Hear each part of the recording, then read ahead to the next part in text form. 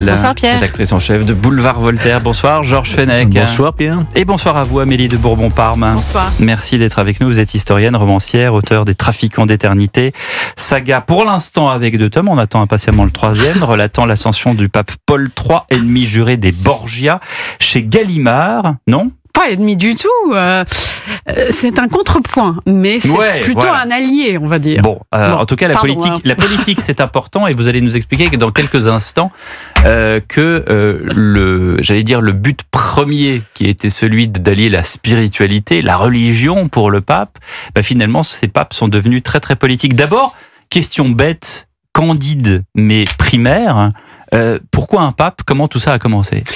Écoutez, je crois que tout le monde se souvient de l'apôtre Pierre, qui a été persécuté par Néron. On était en 60, après Jésus-Christ évidemment, et il est venu mourir à Rome.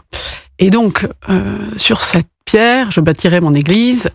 Pierre est mort là, et donc c'est là qu'est née l'histoire du pontificat, des papes, puisque c'est entre guillemets, dans la tradition catholique, le premier évêque de Rome. Donc, et ensuite, il y a eu... plus de 260 papes qui se sont succédés, mais c'est la construction d'une autorité qui ne s'est pas faite d'un seul coup, puisqu'il y a eu toute la période de l'Antiquité, pendant laquelle les chrétiens continuent à être persécutés, et puis l'affirmation du pouvoir des papes s'est faite évidemment en parallèle avec l'affirmation de l'Église romaine, par rapport à l'Église d'Orient, qui était non pas une rivale, mais à peu près au même niveau. Et puis, l'Église romaine a finalement gagné en crédibilité, en statut. Elle s'est imposée peu à peu, et au Moyen-Âge, elle a fini par devenir l'Église, la première Église, la primauté pontificale romaine. Et ça a été énoncé en 1439. On est à Florence, on est vraiment en pleine Renaissance, donc c'est très tard finalement. C'est une construction qui a mis des siècles. Gabrielle Cluzel. Oui, moi je vous écoute religieusement, avec fascination. Est-ce que vous, sinon, je ne sais pas si vous avez envie de parler de la situation d'aujourd'hui, mais est-ce que vous pensez qu'il y a une continuité depuis cet instant ? Est-ce que vraiment on peut considérer qu'il y a une continuité, ou vous considérez qu'il y a une rupture franche et que nos papes modernes ne sont pas héritiers de cette papauté-là ? Alors si, ils sont les dignes héritiers descendants de cette histoire, mais factuellement, mais elle est quand même très différente, puisque vous n'êtes pas sans savoir que les États pontificaux étaient au Moyen-Âge, et puis après, pendant toute la période de la Renaissance, un vrai État, c'est-à-dire qu'il y avait un espace qui était comparable à celui non pas de la France évidemment, mais enfin un gros morceau de l'Italie. Et aujourd'hui, le Vatican est un des plus petits États de la planète. Donc il n'y a plus ce pouvoir politique qu'il y avait à l'époque où la chrétienté était complètement régie par cette entité, et le pape était en conflit, et ça c'est vrai que c'est quelque chose qui a vraiment structuré l'histoire de la chrétienté et de l'Europe, en conflit avec le pouvoir temporel, puisqu'il voulait cette prééminence qui était une prééminence spirituelle. Et donc on a eu pendant des siècles, on a eu la querelle des investitures contre l'Empire, on a eu la querelle avec Philippe le Bel, qui a abouti au schisme d'Avignon, et puis après il y a eu toute une série de conflits avec le roi de France, les guerres d'Italie, et le pape est sorti entre guillemets victorieux de tout ça, si ce n'est que la vraie remise en question finalement de son autorité spirituelle, ça a été la réforme protestante. Et c'est ça finalement qui a le plus abîmé sa suprématie. Et puis il y a eu le Concile de Trente qui lui a permis de reprendre la main avec la contre-réforme. Et donc évidemment c'est des aléas permanents, mais le principal, je dirais, c'est que le territoire aujourd'hui des États pontificaux, du Vatican, il est minuscule, donc il n'a plus cette mais il y a un rapport avec la France, parce que les ouaves pontificaux ont défendu. Oui, bien sûr. Les gardes suisses, notamment, ont été l'armée du pape, et ça, c'est Jules II qui a vraiment voulu se défendre au moment où il y avait cette opposition, justement, avec les puissances politiques autour de l'Italie. Il a dit, l'Église, pour garder sa prééminence spirituelle, avait besoin du temporel et du politique pour se défendre. Et c'est toute l'histoire oui, c'est vrai, de mon livre, je veux pas mettre ça sur le si, mais on l'a dit, le haut de la donc pile. Mais néanmoins, c'est l'histoire de cette fameuse période des papes de la Renaissance et des Borgia qui ont un peu confondu, voire beaucoup, leur puissance religieuse et leur puissance politique. Et pour eux, les deux étaient complètement consubstantiellement liés, en fait, puisqu'à l'époque, il n'y avait pas eu... pas de problème. La laïcité est une invention du 19e siècle. Donc, à l'époque, les deux se tenaient complètement la main. Et du coup, cette rivalité passionnante, parce que c'est justement l'émergence, justement, la séparation entre le religieux et le politique, qui aujourd'hui fait encore un peu débat, et on peut encore en parler. Georges Fenech. Vous dites puissance politique et puissance religieuse à cette époque-là, mais est-ce qu'on peut pas dire la même chose de Jean-Paul II, qui a eu un rôle politique majeur? Est-ce qu'on peut pas dire la même chose, d'une certaine façon, du pape François aussi, par rapport à des questions plus sociétales, de migration, etc. Est-ce qu'il n'y a pas toujours cette tentation, effectivement, d'influer sur la géopolitique?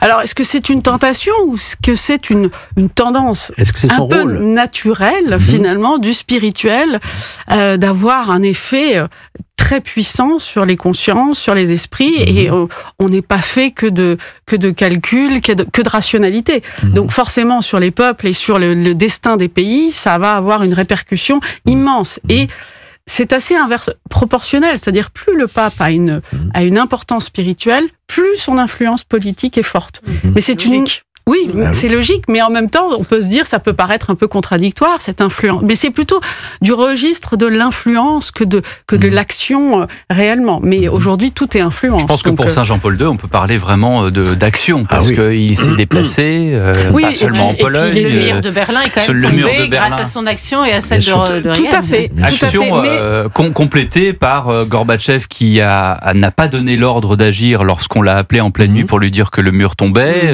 complicité avec des autorités également est-allemandes. Enfin, je veux dire, il y a eu une tentation, mais Saint Jean-Paul II a évidemment fait énormément pour évidemment, mais c'était pas d'ailleurs arrêter le communisme. Tout à fait innocent d'élire un pape polonais. Évidemment. Ouais, donc, dès 78, du coup. Et l'action que ça allait avoir, évidemment, sur le destin du rideau de fer et sur la glaciation communiste était forcément pressenti par les cardinaux. Tout ça ne s'est pas fait, et c'est d'ailleurs tout le rôle de ce qui est en train de se passer en ce moment, d'un conclave, que d'élire un homme qui potentiellement va avoir une influence qui va être extrêmement forte, même si... Mais ça dépend sur quel sujet. Parce que le pape François, effectivement, Georges l'a très justement dit, il y a eu une influence sur certaines pratiques sociétales, il y a eu une ouverture, beaucoup, aussi sur la politique migratoire, qui a pas toujours été suivie.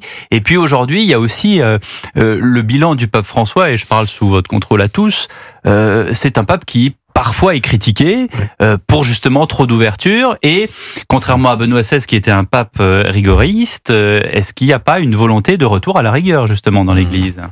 On peut l'imaginer, c'est vrai qu'il a... je dis qu'il a choqué. Est-ce que c'est... Oui, il a bousculé aussi par son attitude un peu à contre-pied avec l'idée qu'on se fait d'un homme statutairement qui a une telle envers-gure.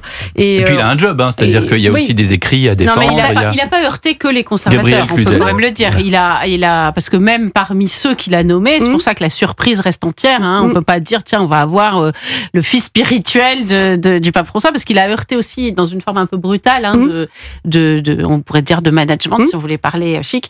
Il a quand même bousculé de fait, et il n'est pas certain que même ceux qui partagent ses idées dans un certain nombre de domaines aient envie de reproduire le modèle. Moi, ce sur quoi j'aimerais beaucoup vous entendre parler, c'est sur cette idée que le pape n'est pas un gourou. Je trouve que comme aujourd'hui, il y a une méconnaissance de la religion catholique, beaucoup de gens se disent « Ah, mais t'es catholique, le pape a dit ça, donc... faut que tu dises ça, tu dois partager son avis. Non, il me dit de jeter dans la Seine, je me jette pas dans la Seine. Donc il y a une méconnaissance un peu du pape et même pour les catholiques. Il y a peut-être une idéalisation ou une certaine naïveté par rapport à la figure qu'il représente, mais c'est vrai, tout à l'heure, j'en parlais encore avec un ami, de voir tout ce folklore, tous ces costumes, toute cette... On parlerait plus de faste que de folklore. Oui, c'est vrai, vous avez raison, mais en même temps... Il y a aussi beaucoup de sainteté sainteté. Quand on voit la chapelle Sixtine, on a l'impression d'être au ciel.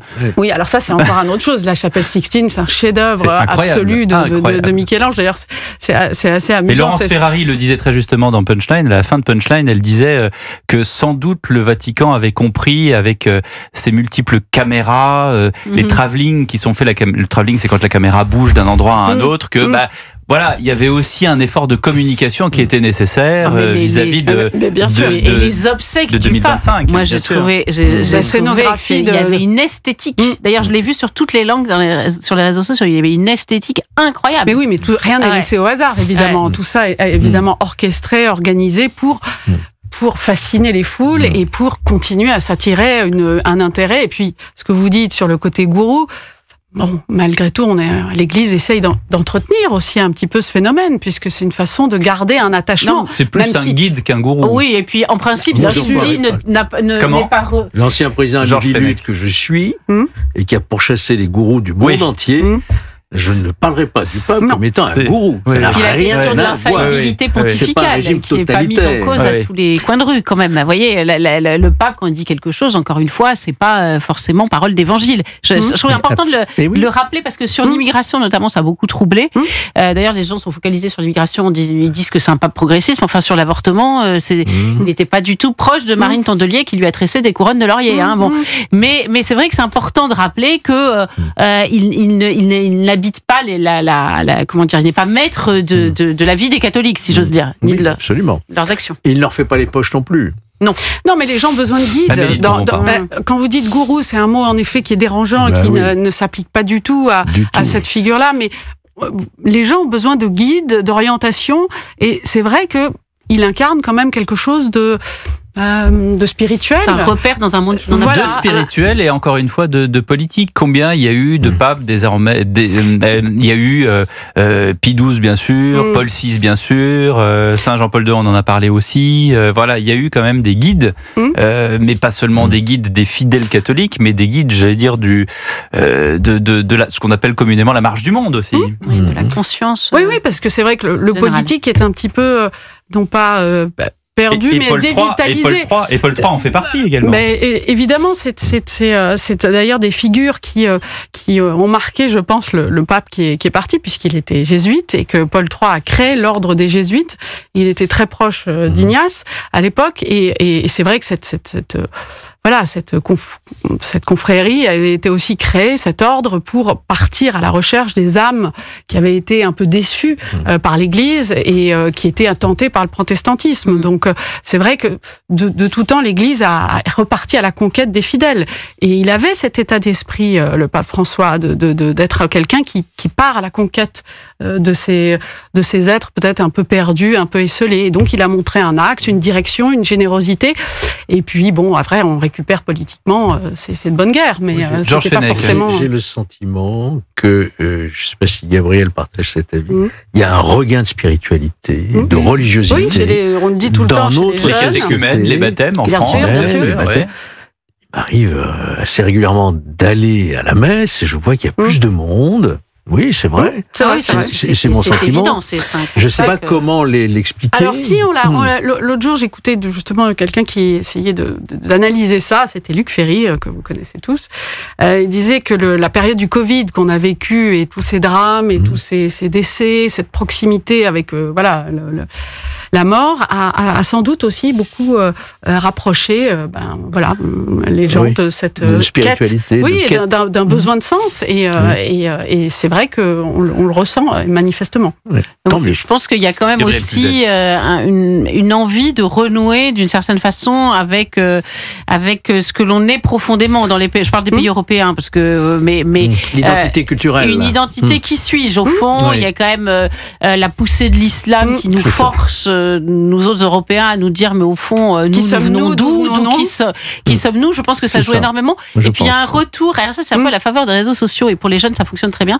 Des rituels, de ce qui est très concret. Vous savez, c'est le père Serge Bonnet, je ne sais pas si vous avez entendu parler de lui, qui disait dans les années 70, non mais il faut pas supprimer les dévotions populaires. Vous voyez, ça c'est important, les dévotions populaires, tout ce qui est les prêtres avaient tendance à prendre ça pour de la superstition, arrêter d'aller. Et en fait, il dit non, c'est important les dévotions populaires et tout ce qui est est rameaux, cendres, Mais bien sûr. tout ce qui est Mais extrêmement concret, incarné. Regardez Le dans les pays catholicisme, c'est une latins, religion regardez en incarnée. Espagne, regardez Bien au sûr. Portugal, les processions, Mais à Pâques. oui. Et regardez évidemment. les spectacles. Moi, Bien j'ai sûr. été voir Bernadette, par Ouais. exemple, Voilà. à Subiot. C'est fantastique. C'était plein à craquer au Dôme de Paris. Fantastique. Et c'est comme ça qu'on peut également, j'allais dire, en tout cas, attirer les jeunes et leur montrer ce que c'est par des spectacles et par des livres. L'ambition et l'ascension, c'est chez Gallimard. On attend le 3e tome bientôt. Ah, c'est imminent. C'est imminent. Et c'est dans la collection blanche de Gallimard. Merci. Merci beaucoup Amélie de Bourbon-Parme d'avoir été avec nous.